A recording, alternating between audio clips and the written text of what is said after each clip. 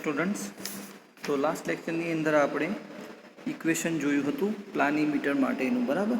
તો એની સાથે સાથે ઘણી ડેફિનેશન જેવી કે એન્કર પોઈન્ટ, પછી એન્કર આર્મ, એ બધું આપણે પણ એની સાથે સાથે જોયું હતું. હવે તમને એક્ઝામ્પલ આ રીતનો આપેલો હોય અને એની અંદર તમને આપેલું હોય જે રીતે કે IR FR એટલે કે ફર્સ્ટ રીડિંગ અને લાસ્ટ રીડિંગ, એ પણ તમે એ પ્રમાણે પણ એને કહી શકો છો. તો એક્ઝામ્પલ તમને આ રીતે પૂછાય, હજી સુધી કોઈ વખત પૂછાયો નથી, પણ આપણે એક્ઝામ્પલ કઈ રીતે કેલ્ક્યુલેટ કરવું તો ખબર હોય તો વાંધો ના આવે, કેમ કે પૂછાઈ પણ શકે. તો એક્ઝામ્પલની અંદર આપણને એ રીતે કીધેલું હોય કે અલગ અલગ વેલ્યુ આપેલી, જે રીતે કે આની અંદર એમની વેલ્યુ આપેલી છે અને 2 વખત વેલ્યુ રિપીટ કરી છે કે જ્યારે આપણી ગણતરી શૂન્ય આંકથી એક વખત આપણે ઘડિયાળની કાંટાની દિશામાં જતા હોય એટલે ક્લોકવાઇઝ, અને સેકન્ડ ટાઈમ આપણે એન્ટી ક્લોકવાઇઝ જતા હોય, 2 ટાઈમ્સ ક્લોકવાઇઝ, બરાબર. આની અંદર ડાયરેક્શન મેટર કરે છે, બરાબર. તો એની સાથે આપણે શૂન્ય Cની વેલ્યુ પણ જોવાની રહેશે. તો આપણે IR નંબર 1 માટે કાઉન્ટ કરીશું. તો IR આપણને કેટલો આપ્યો છે 8.436 એન્ડ FR 4.325. તો આની અંદર આપણે જે Cની વેલ્યુ છે એ 0 લઈશું. કેમ 0 લઈશું? કે જે આપણો એન્કર પોઈન્ટ છે, બરાબર, એ ફિગરની બહાર આપેલો છે, એ પ્રમાણે આપણે કેલ્ક્યુલેટ કરીશું. અને આપણને પહેલાં પણ ઉપર કીધેલું જ છે કે આપણો જે લંગર બિંદુ છે, બરાબર, એ ક્યાં આપેલો છે? ફિગરની બહાર આપેલો છે, બરાબર. હવે નીચે પ્રમાણે જોઈએ તો નીચેની અંદર પણ આપણને શું કીધું છે કે લંગર બિંદુ આપણને ક્યાં આપેલો છે? એન્કર પોઈન્ટ આકૃતિની અંદર આપેલો છે. તો આની અંદર Cની વેલ્યુ 0 નહીં લેવાની, બરાબર. કેટલી વખત રોટેટ થાય છે? તો 2 ટાઈમ્સ થાય છે, બરાબર ને. તો એ માટે પણ અલગ અલગ વેલ્યુ, એટલે કે આપણે જોઈશું એનની વેલ્યુ 2 થશે. હવે એક્ઝામ્પલ તરફ જઈએ. આ આપણે સમજી લીધું, અને એની માટે ઇક્વેશન કયું હતું કે m બ્રેકેટની અંદર f minus i ±10 into n plus c, બરાબર. હવે એક્ઝામ્પલ તરફ જઈએ આપણે.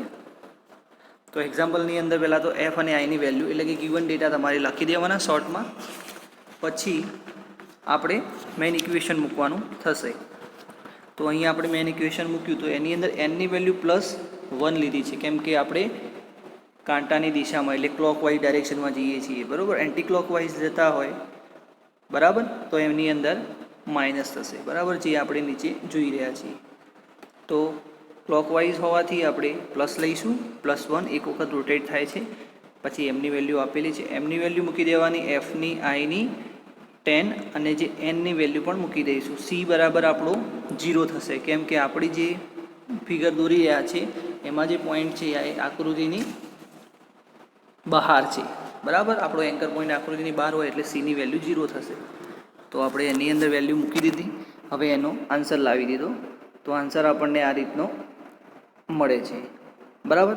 હવે સેકન્ડ એના જ વેલ્યુની અંદર આપણને એમ કીધું છે, એટલે કે એના એક્ઝામ્પલની અંદર કે આપણો જે એન્કર પોઈન્ટ હોય એ ક્યાં છે? આકૃતિની બહાર છે. આ તમારી આકૃતિ હોય, હવે તમે એન્કર પોઈન્ટ અહીંયા ફિક્સ કરી અને પછી એની આકૃતિ બનાવી હોય, બરાબર, અને બીજી વસ્તુ એક તમે એન્કર પોઈન્ટ અહીંયા બહાર ફિક્સ કરીને પછી એની આકૃતિ બનાવી હોય, તો બે વસ્તુ માટે પ્લસ ઓર માઇનસનું સાઇન બદલાતું હોય છે.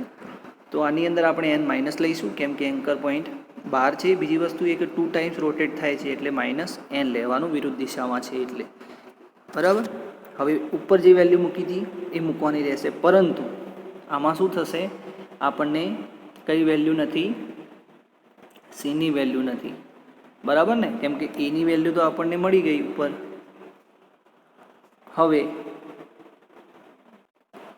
હવે આપણે શું કરીશું? એની અંદર વેલ્યુ પુટ કરીશું.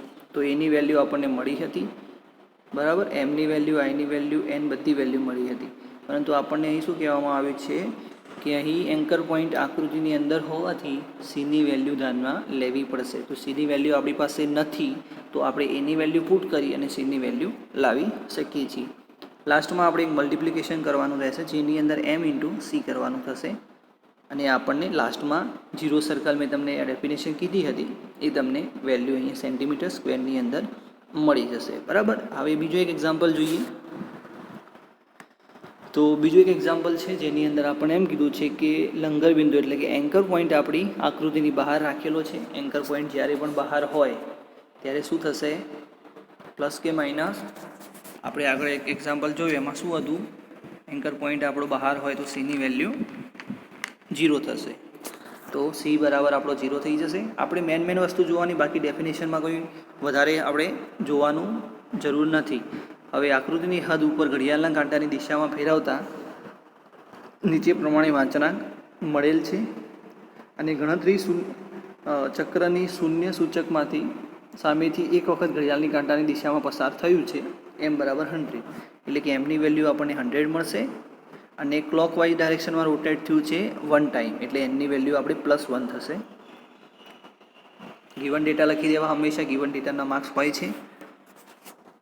ગિવન ડેટા લખી દીધા પછી આપણે વેલ્યુ એની અંદર ઇક્વેશનમાં પુટ કરીશું. કોઈ વધારે આપણે કોઈ મગજ દોડાવવાની જરૂર નથી. ઇક્વેશન છે, ઇક્વેશનની અંદર જે તે વેલ્યુ આપી હોય પુટ કરવાની. ખાલી એટલું ધ્યાનમાં રાખવાનું કે એન્કર પોઈન્ટ તમારો આકૃતિની બહાર હોય તો સીની વેલ્યુ 0 થશે અને અંદર હોય તો સીની વેલ્યુ તમારે ફાઇન્ડ કરવાની રહેશે, કાં તો સીની વેલ્યુ મૂકવાની રહેશે. આની અંદર આપણને એમની વેલ્યુ આપેલી છે, એફની બધી જ વેલ્યુ આપેલી છે, એ મૂકવાથી આપણને આન્સર મળી જશે.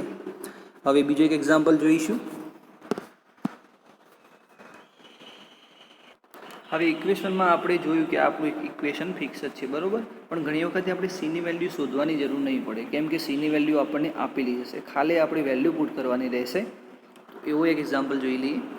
તો આપણને આ રીતે એક્ઝામ્પલ આપ્યું છે, જેની અંદર આપણને શું કીધું છે કે પ્લાનીમીટર વડે નીચેના અવલોકન લેવામાં આવેલ છે.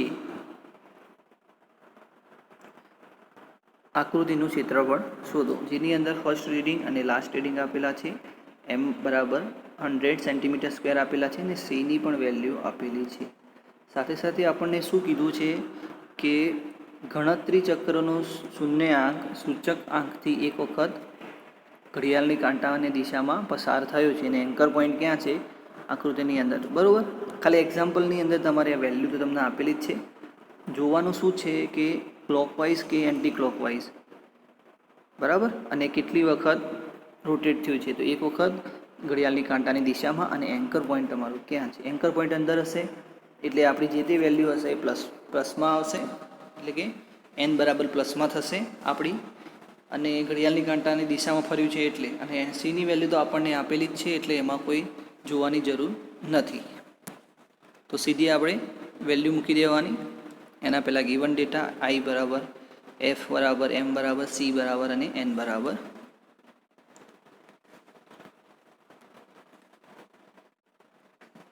આપણી પાસે ઇક્વેશન છે, ઇક્વેશનની અંદર વેલ્યુ મૂકી દેવાની બરાબરથી બધાની અને એનો આન્સર લાવવાનો. સેન્ટીમીટર સ્ક્વેરમાં આન્સર આવશે આનો. બીજી વસ્તુ એ આની અંદર કે એક્ઝામ્પલની અંદર કેલ્ક્યુલેશન તમે આગળ જોયું એ પ્રમાણે બ્રેકેટનું અલગ, પછી મલ્ટીપ્લાય કરવાનું.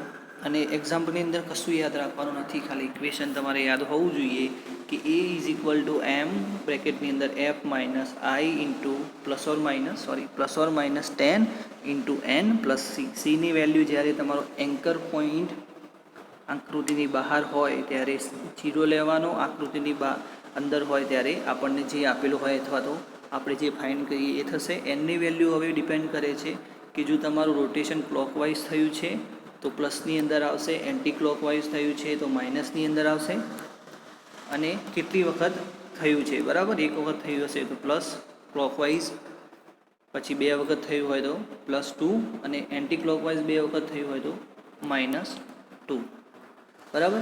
એક્ઝામ્પલ આ રીતના પૂછાઈ શકે, હજુ સુધી પૂછાયા નથી. તો આપણી તૈયારી હોવી જોઈએ કે એક્ઝામ્પલ કઈ રીતે કેલ્ક્યુલેટ કરવામાં આવતા હોય છે. હવે એક એક્ઝામ્પલ જે છે એ તમારે ઘરેથી ગણી અને મને એનું PDF અથવા તો પિક મોકલવાનું રહેશે. બને ત્યાં સુધી PDF નહીં કરતા, એક પિક મોકલી આપજો વોટ્સઅપની અંદર, બરાબર. તો એની ડેફિનેશન એટલે કે રકમ આપણી જે છે એ આ રીતની રહેશે. આગળ જે જોઈએ એ પ્રમાણે કશું જ કરવાનું નથી. ખાલી આપણે જોવાનું શું હતું, 2 વેલ્યુ આપેલી છે, સીની આપેલી છે અને એમની આપેલી છે, અને 2 ટાઈમ્સ ઘડિયાળના કાંટાની દિશામાં ફરે છે, બરાબર, અને એક વખતે કાંટાની વિરુદ્ધ દિશામાં ફરે છે. એટલે કેલ્ક્યુલેશન તમારે કઈ રીતે કરવું એ તમને સમજ આવી જાય છે, બરાબર. તો એ પ્રમાણે કેલ્ક્યુલેશન કરી અને આન્સર લખી અને મને મોકલવાનો રહેશે. Thank you. હવે નેક્સ્ટ લેક્ચરની અંદર આપણે નેક્સ્ટ ચેપ્ટર જોઈશું જેનું નામ છે કંપાસ સર્વે. બરાબર.